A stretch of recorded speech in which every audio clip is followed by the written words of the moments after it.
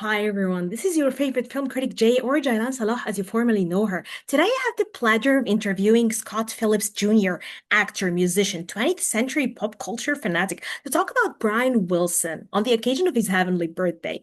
To give you a brief on our topic today, Brian Wilson was more than just a musician. He was a sonic architect, a visionary who reshaped the language of pop music as the creative force behind the Beach Boys. He transformed simple surf songs into deeply layered, emotionally rich composition. His work on Pet Sounds remains one of the most influential albums of all time, intimate, experimental, and heartbreakingly human. And today I have my friend Scott to discuss Brian. Scott, I'm just so happy to have you here.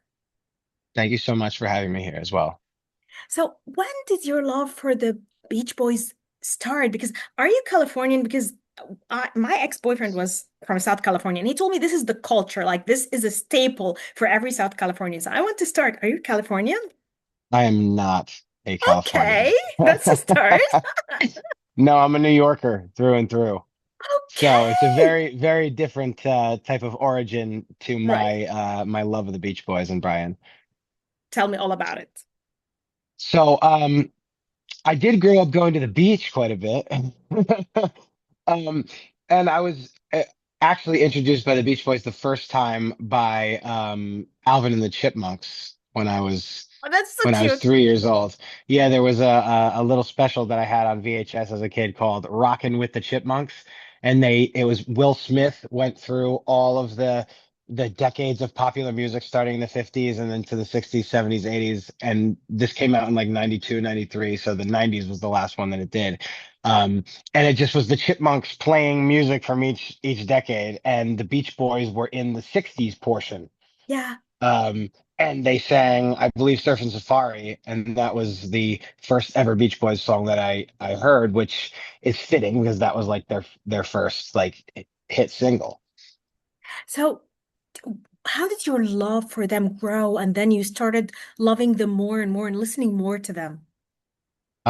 I grew up in a small town in upstate New York, and we had a really cool local oldies radio station that this was in the 90s. So at the time, oldies didn't mean 80s and 90s. It meant Yes, 50s, 60s, and early 70s, I know what you right? mean. So I remember very vividly. We went to this is very much out of like a 1960s storybook almost kind of like there was a car show in the town of like all these vintage cars from the 50s and 60s, and there's an ice cream Uh-huh. shop there, like an old-fashioned ice cream shop. And I remember hearing from one of the vehicles that had this radio station on, and it played I Get Around, and I was just absolutely blown away as like an 8, 9 year old, like hearing this unbelievable thing. I couldn't even really put it into words like what it was that I was experiencing. I just knew that this was an unbelievable moment. So true, so true, so true.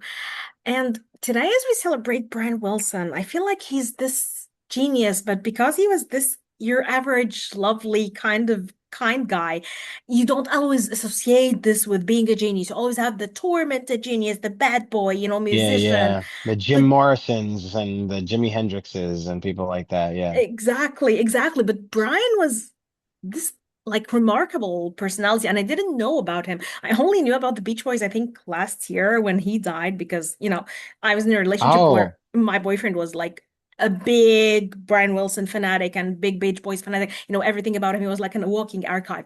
So I started listening and I realized, oh my God, this is so emotional. I love this music so much. And I remembered watching Love and Mercy back in the day, but still it didn't resonate with me until last year when I became so invested. So what do you think about him? What do you say about him, especially that he's gone from our world now? well, it was absolutely a devastating day last year when Brian left us. I remember crying like immediately, being just busting into tears. I I probably only listened to the Beach Boys for about a week afterward, and I just think he's maybe the sort of modern American like Mozart or Bach or something Yes, like that. I Like he agree. just is like his compositional ability, his ability to write harmonies, his ability to use all kinds of crazy, unorthodox chord structures and things that, like, looking at a tablature on to play a Beach Boys song is so hard. Like, even Yeah. as someone who plays guitar, it's like I'm looking at these chords, and it's like, what is going on in this man's head? It's unfathomable. Very, very few pop artists were or pop composers were able to do the type of things that Brian Wilson was able to do. He's just like a natural genius in a way that, like, we think, like I said, thinking about how we think about Mozart and Beethoven and Bach and people like that. I agree with you. I totally agree with you. As a musician, do you receive music differently? Also, when did your love for music and wanting to, because I always loved music, but I never thought I would be a music, like I wanted to be a singer back in the day, but I stopped. But when did it like feel in you like, yeah, I want to do this. I want to play music. Hmm. Um, it happened in a few different moments in my life. I remember I got my first guitar when I was 11. By that point, I was already into music. Like, I already was a music appreciator, and I was already a sing. I was a singer from the time I was like 2 or 3 years old. Like, I was singing along to, Disney songs or The Wizard of Oz or any But of the did the did you sing major. in like choirs or school? Because I did that. I Yes, sang in the school yes. choir like I thought I was going to be like a big singer someday. Hmm. Yeah, I know what you mean. Uh-huh. Yeah, yeah. I sang in choir in middle school, and then I quit for a little while, and then my who I consider my mentor, um, a woman by the name of Pam Hastings. She was my choir director in high school. I remember I was in eighth grade, and she saw me in the parking lot, and she said, "I want you to come and be in chorus again because I remember you having a good voice as a kid, and, like, I think that that would be great for you." And I said, "I'll absolutely do that." And then from that moment on, like, music has, and 20th century pop culture, of course, has been, has been my life. And playing, okay, because this is where the singing started. And then you had a guitar when you were 11, and then you started playing professionally or just for fun, for, like gigs or family or just for Yeah, your yeah. fun. Yeah. Hmm. I joined my first band when I was 17. Yes. Um, and we were like kind of like not heavy heavy. It was at the time, this was in the 2000s, so it was like alternative rock, but That was the thing. influenced heavily by, like, 70s classic rock. Um, yeah, that's kind of the niche that we were in. But we experimented a little bit too. And then I was in some other bands. I was in a blues band. I've been in cover bands. I've, sort of just I played on the street by myself, all that. Wow. So, and you never thought to pursue like a career, like what is your job? What do you do? Oh, well, I mean, I'm an actor, and Okay, and and tell me about it too. well, I went to school after my band broke up. I needed, like, a sort of a creative outlet, and it's very difficult to find other musicians that you gel with a lot of times. So, like, I just decided, you know what, I may as well give this, theater thing a shot. And then ended up going to college and studying theater and getting a degree in acting, and then moving to New York City, and um, that's sort of what I've been twisting in and out of for the last decade. So you've had like small gigs, small roles. How has that your Yeah. acting career gone? And how do you see it going? Well, the pandemic really kind of made it a little difficult, but before that, I was doing, like, film and television. Like, I was in the background on the TV show Billions for 3 seasons, and then recently I played a cowboy in a That's in a, awesome. a thing for that show Yellowstone. There's a spin-off of it, Dutton Ranch, Okay. that I was part of. But, like, it's kind of been fits and stops. Like, Yes. it's a tough road, and it's a lifelong pursuit. Yes. I could tell. So how do you recharge yourself musically? Like when you're stuck, let's say in life, do you experiment? Do you listen to new music or do you go back to old favorites and things that make you feel like you're grounded or that you're in your own body, in your place? That's a good question. I do a little of both, actually. It depends on my mood. Like sometimes I will just go back and put myself into that, like you said, that soul, that body thing, which is, the familiarity of the things that you already know and already love. But sometimes I'll go on an exploratory binge and I'll just be listening to all kinds of things that I've either never heard of before or had been wanting to get to and didn't get around to. And just sort of going outside of the box a bit. So, who do you look up to or do you admire, whether in acting or in music, other than Brian Wilson, of course? Well, the other person that is on the level of Brian for me is the man who was born 2 days apart from him, Paul McCartney. He's my absolute hero. Yes, I GOAT. think it's unbelievable how the two of them are such musical geniuses and were born 2 days apart in history.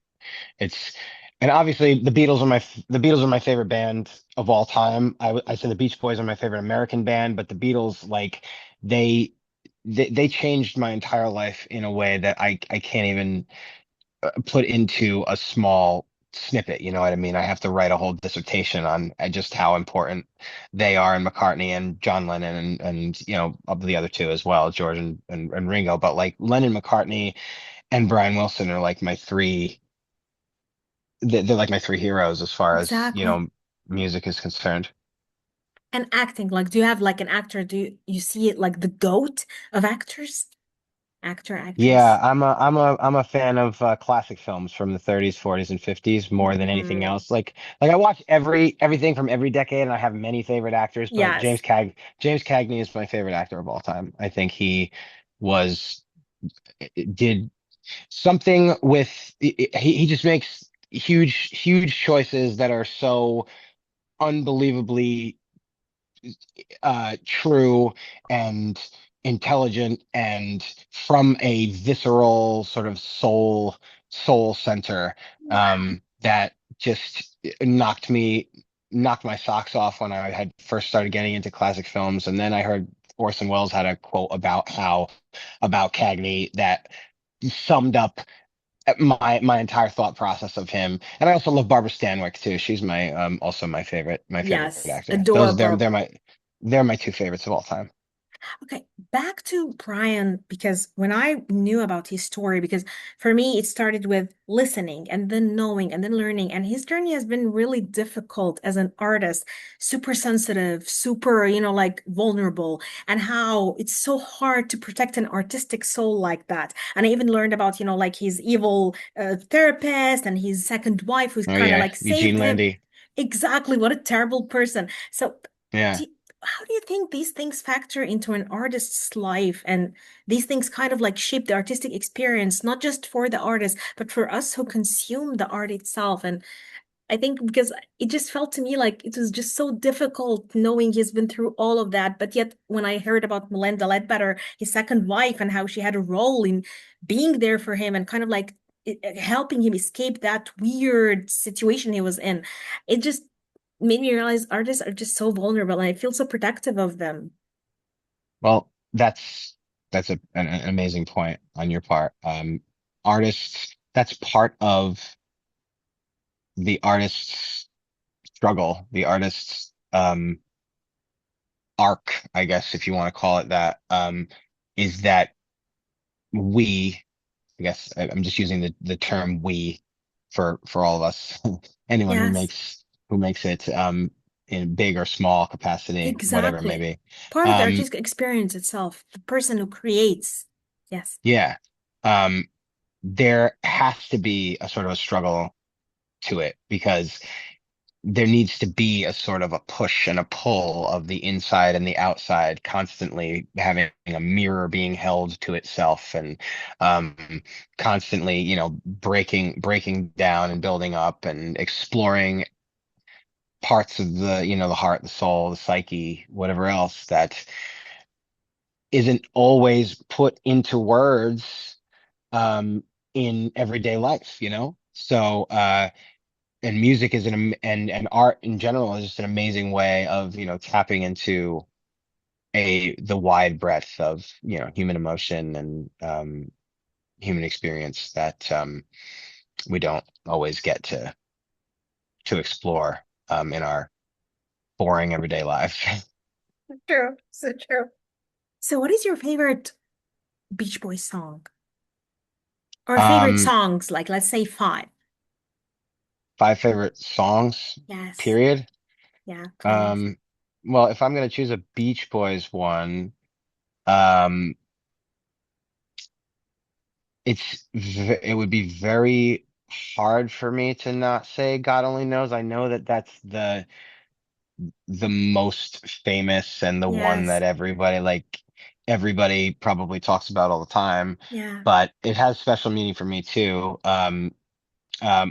My sis when my sister was at a Bonnaroo Music Festival in Tennessee in 2012. She called me when I was in New York and she was in Tennessee and she missed me. She called me while the Beach Boys were playing that and like held the phone up Oh my God. um and so it's just like that's like a song that she and I like really really connected to. Um but I also really love something like Let 'Em Run Wild. That's like one of my favorites. Like that explosion into the chorus on that, and it's Yes. just such a cool song. It feels like me. Like that's the Beach Boys song that is me as a person. Is Definitely is me. Let 'Em Run Wild. So like that's another one of my favorites. But obviously I could say a million more. They're all Yeah, great. definitely 100%. And your favorite Beatles song? Oh, okay. Favorite Beatles. At least like two, three, like give me ones that you feel like they're yours. They are mine, not Yeah, anyone else's. I gotcha. One would be She Said from Revolver. Um, that is just floored me the first time I heard that. Ringo's drumming on it. The guitar, the guitar riffs and the licks, the harmonies. I love the mysterious, like, oh, Peter Fonda backstory to the song too. So that would be one. I think Strawberry Fields and Penny Lane as a double A side is the greatest single of Ever. all time ever. Like it doesn't get much much more perfect than that. So I would say that, but then also I'd have to throw in Hey Jude too, just because it's just you Yeah. can't not stop and listen to all 7 minutes of it and rock your socks off with the na na na na's, and like, it's just the movement you need is on your shoulder, man. That's the essence right there.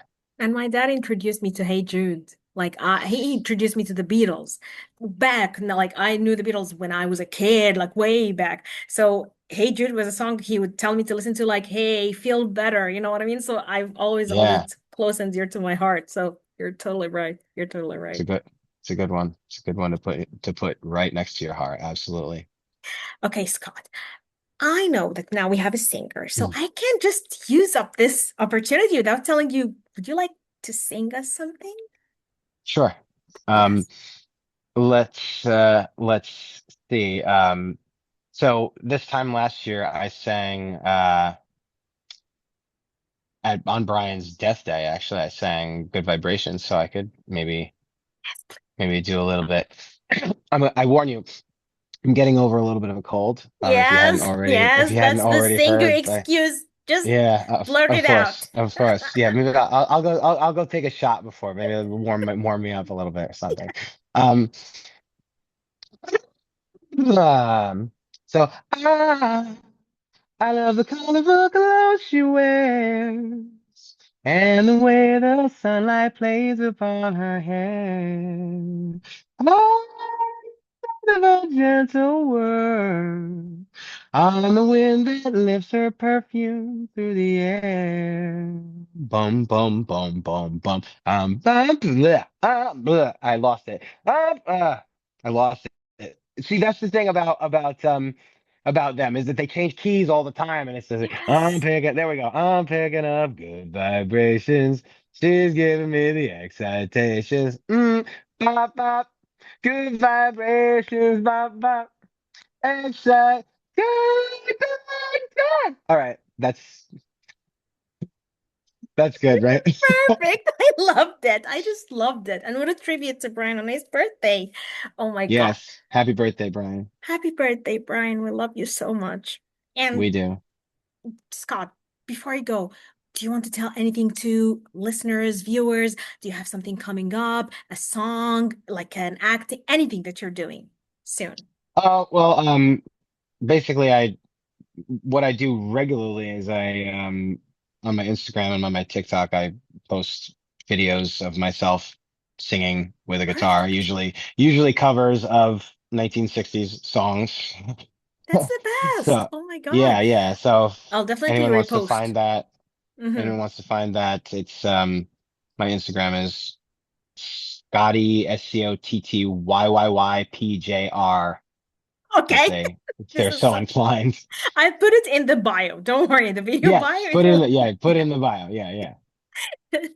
Okay, Scotty, it was awesome talking to you. Thank you for your time It and was for amazing talking to you as well. thank you for honoring Brian's memory with me. Thank you. Yes. Rest in peace, Brian. Happy Rest in birthday. peace. Happy